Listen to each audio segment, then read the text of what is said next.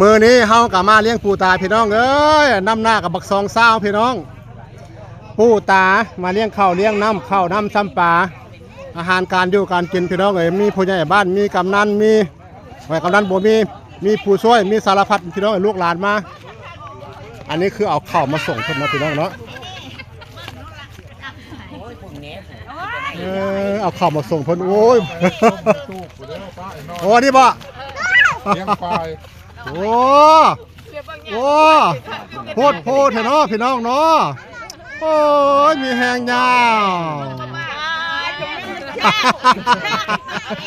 เอาอีกเพิ่นว่าอ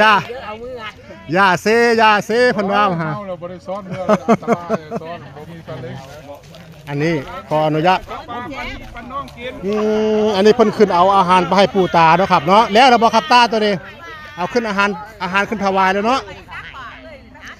สิ่งศักดิ์สิทธิ์ประจำหมู่บ้านของชาวบ้านกรุงศรีนะพี่น้องรอลูกหลาน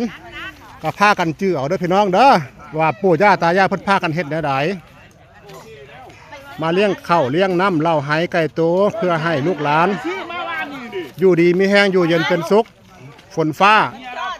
ตกดีผู้ใหญ่บ้านเพิ่นก็มาขอพรจากสิ่งศักดิ์สิทธิ์ตาโอ้ทำอะไรเพิ่นว่า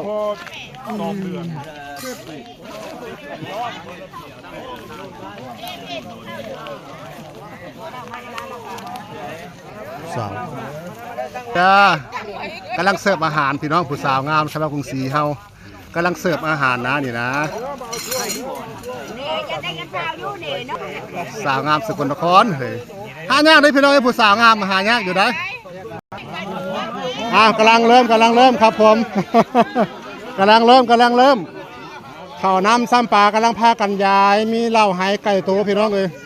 มาแจกลูกแจกหลานกินพี่น้องใครอยากก็ขอเชิญมาเด้อใครอยากก็ขอเชิญ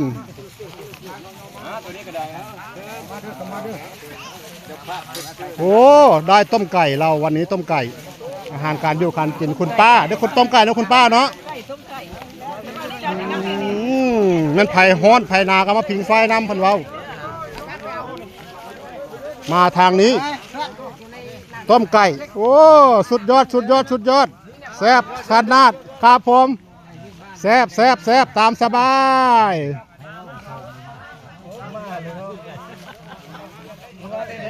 มีแต่ลูกมีแต่หลานหลังจากเลี้ยงปู่ตาแล้วเรียบร้อยก็พากันกินข้าวกินน้ำพี่น้องเอ้ยกินข้าวกินน้ำนี่คือแหล่งน้ำธรรมชาติที่เคยหล่อเลี้ยงชีวิตของชาวบ้านกรุงศรีเฮาเด้อพี่น้องเด้อลูกหลานปู่ย่าตายายเพิ่นก็พากันกินน้ำอยู่ในสร้างนี่แหละพี่น้องเอ้ยคันลูกหลานยังบ่ฮู้จักก็เข้ามาเบิ่งแล้วก็เข้าพากันมาเบิ่งเด้อว่าน้ำหล่อเลี้ยงชีวิตของชาวบ้านกรุงศรีคือบ่อแรกคืออยู่ในปุ่งนี่เด้อ